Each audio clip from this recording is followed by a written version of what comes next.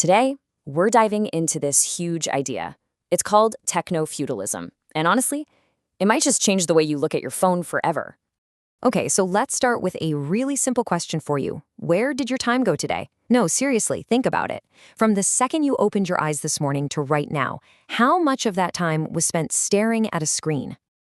For most of us, and we're talking about 5.5 billion people online, the answer is probably a lot, right?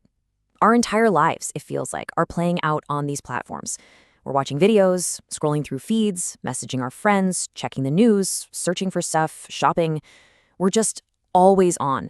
Our brains are in this constant whirlwind of digital noise.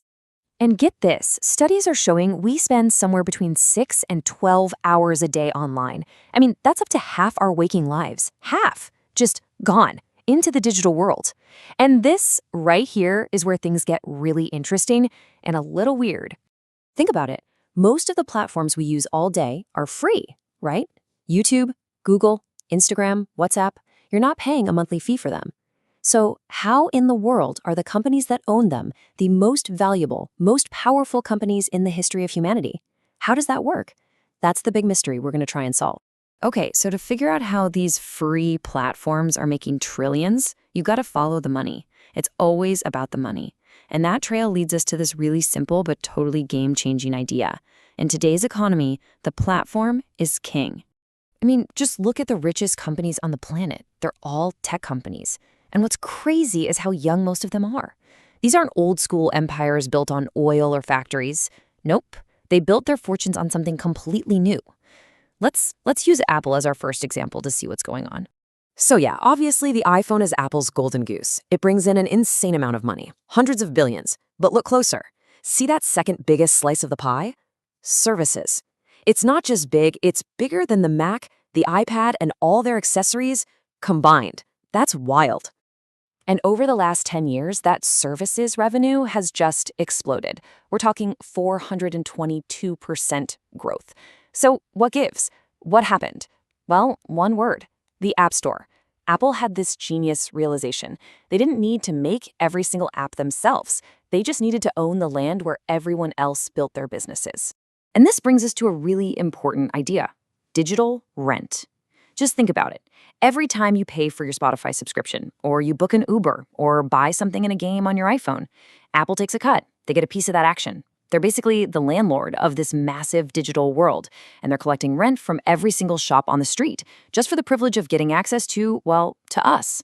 And trust me, they are not the only ones doing this. But believe it or not, that's only half the story.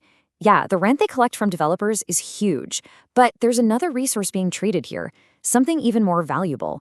And it's not money, it's you. Your attention, your data, you are the currency. Just take Google, a single company. They control 90% of all searches on the entire planet.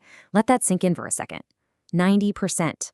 Every single hope, every fear, every dumb question, every secret desire from billions of people, all flowing through that one little search bar. There has never, ever been an institution in all of human history with such a direct pipeline into our collective mind. So what do they do with all that incredible knowledge? They feed it into their algorithms. And let's be super clear about something. These systems are not designed to make you happy. They're not designed to make you smarter. They have one single goal: to maximize the time you spend staring at the screen. That's it. They track every click, every like, every single thing you share to get better and better at predicting what will keep your eyes glued to that device, so they can sell your focused attention to whoever wants to buy it. And I know what you might be thinking. Okay, so what? It's convenient. I get videos and news that I actually like. And yeah, you're right. But that's the genius of the trap, isn't it? It's like the old saying goes, the most unbreakable chains are the ones we learn to love. So this system we're living in, it's not just platform capitalism anymore. It's something different. Some smart people are starting to call it by a new name, something that sounds like it's from the history books: technofeudalism.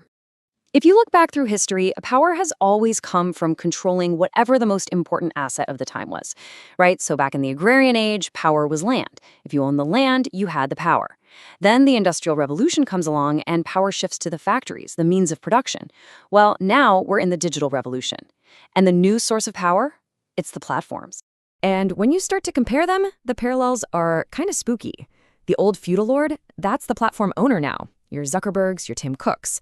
The land that everyone needed to survive, that's the digital platform itself. And the peasants, the serfs who work that land for free, well, that's us. We're the ones creating the content, providing the data, doing the digital labor. And the rent that used to be paid in crops, now it's the fees developers pay. And the rent of our attention, which gets harvested and sold. But here's the thing. This whole system isn't just sitting still. It's actually accelerating. It's entering this new supercharged phase. And the rocket fuel for all of it is, you guessed it, artificial intelligence. Just look at a company like NVIDIA. It's worth trillions of dollars. And it's not because they make awesome graphics cards for video games anymore. It's because they build the fundamental hardware, the actual brains, that power AI. The entire global market is placing a massive bet that this technology is the future. And this isn't just happening in the cloud. It has huge real-world consequences. Training these new AI models takes a mind-boggling amount of computer power. We're talking about so much energy that the electricity consumption of data centers is projected to just skyrocket, all just to keep this new AI engine fed. And that brings us back to our data. Every click we make, every comment we leave, every video we watch, it all has a brand new, even more important purpose. It's not just about selling us a pair of shoes anymore. Our digital lives are now the raw material, the essential food for training the next generation of AI, the very same AI that's going to reshape our entire world. Okay, I know this all feels incredibly new and maybe a little overwhelming, but what if the best way to understand where we are right now is with a really old story? It's a story that asks a simple question. Are we all just lost in a new kind of enchanted forest? So the fairy tale goes like this. 3 princes have to travel through a magical forest to save their kingdom. And before they go in, they're given one warning. Whatever you do, remember why you're here. Don't stray from the path. So the first prince, who loves hunting, goes in. And what does the forest show him? The most beautiful deer he's ever seen. He chases it, completely forgets his mission, and he's lost forever. Then the second prince, who's a great warrior, goes in. The forest shows him a rival knight who insults him. He gets angry, turns to fight, and he's lost too. You see, that magic forest knew them. It knew their deepest desires, their biggest weaknesses. And just like that forest, the algorithm on your phone knows you. It knows exactly what will bring you a moment of pleasure, and it knows exactly what will make you angry. It serves up an endless, personalized stream of both, a constant supply of beautiful deer to chase and rival knights to fight, anything to keep you scrolling, anything to keep you distracted from your own path. It was only the third prince, the one who remembered his purpose, who ignored the temptations. He was the only one who made it through. And that leaves all of us with one last big question. In this massive, enchanted, digital forest that we all live in now, have we forgotten our purpose?